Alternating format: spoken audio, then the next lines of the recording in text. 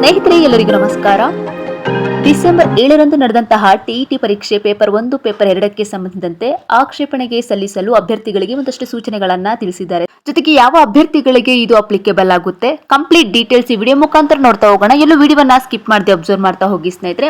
ವಿಷಯಕ್ಕೆ ಬರೋದಾದ್ರೆ, TET paper 1 ಮತ್ತು ಪೇಪರ್ 2ಕ್ಕೆ ಆಕ್ಷೇಪಣೆಗೆ ಮೀನ್ಸ್ ಅಬ್ಜೆಕ್ಷನ್ಗೆ ಅಪ್ಲಿಕೇಶನ್ ಅನ್ನ ಹಾಕ್ಲಿಕ್ಕೆ ದಿನಾಂಕವನ್ನು ಅಬ್ಸರ್ವ್ ಮಾಡಿ. ನೋಡಿ, ದಿನಾಂಕ 9 ಡಿಸೆಂಬರ್ 2025ರಿಂದ ಹಿಡಿದು 12 ಡಿಸೆಂಬರ್ 2025ರ ಸಂಜೆ 5:30ರವರೆಗೆ ನಿಮಗೆ ಕಾಲಾವಕಾಶವನ್ನ ಕೊಟ್ಟಿರ್ತಾರೆ. ಇದು ಆನ್ಲೈನ್ ಮುಖಾಂತರವೇ ನೀವು ಅಪ್ಲಿಕೇಶನ್ ಅನ್ನ ಹಾಕಬೇಕಾಗುತ್ತೆ. ಇತರ ಯಾವುದೇ ನೀವು ವಿಧಾನದ ಮೂಲಕ ನೀವು ಆಕ್ಷೇಪಣೆಗೆ ಅರ್ಜಿ ಸಲ್ಲಿಸಿದಲ್ಲಿ ಅವುಗಳನ್ನ ಇವರು ಪರಿಗಣಿಸುವುದಿಲ್ಲ ಎಂಬ ಮಾಹಿತಿಯನ್ನು ಇವರೇ ಕ್ಲಿಯರ್ ಕಟ್ ಆಗಿ ಹೇಳಿದ್ದಾರೆ.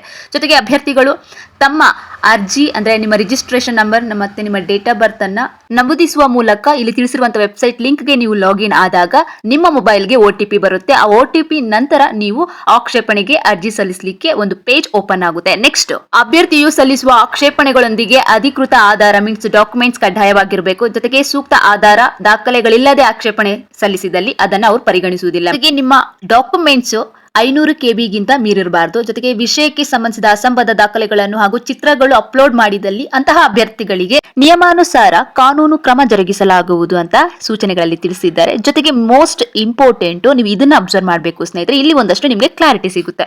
ಜರ್ನಲ್ಗಳು, ಮ್ಯಾಗಝೀನ್ಗಳು, ಸ್ವತಂತ್ರ ಪ್ರಕಾಶನಗಳ ಪುಸ್ತಕಗಳು, ಗೈಡ್ಗಳು, ಇಂಟರ್ನೆಟ್ ಮೂಲಗಳಾದಂತಹ ವಿಕಿಪೀಡಿಯಾ, ಗೂಗಲ್ ಮಾಹಿತಿ ಅಥವಾ ಅಂತರ್ಜಾಲದಿಂದ ಡೌನ್ಲೋಡ್ ಮಾಡಿದ ಯಾವುದೇ ಮೂಲ ಮಾಹಿತಿಗಳಾಗಿರ್ಬೋದು, ಹಾಗೆ ವಿಡಿಯೋಗಳು, ದಿನಪತ್ರಿಕೆಗಳಲ್ಲಿನ ಲೇಖನಗಳನ್ನು ಆಧಾರದ ಒಂದು ದಾಖಲೆಗಳನ್ನಾಗಿ ಇಲ್ಲಿ ಪರಿಗಣಿಸಲಾಗುವುದಿಲ್ಲ. ಅಂದ್ರೆ ಇಲ್ಲಿ ಏನ್ ಹೇಳಿದ್ದಾರೆ ಅಂದ್ರೆ, ಇಲ್ಲಿ ಇರ್ತಕ್ಕಂತಹ ಸರಿಯಾದ ಉತ್ತರಗಳನ್ನ ನೀವು ನೋಡಿ ಆಕ್ಷೇಪಣೆ ಸಲ್ಲಿಸಿದಲ್ಲಿ ಅದನ್ನ ಅವರು ಪರಿಗಣಿಸುವುದಿಲ್ಲ.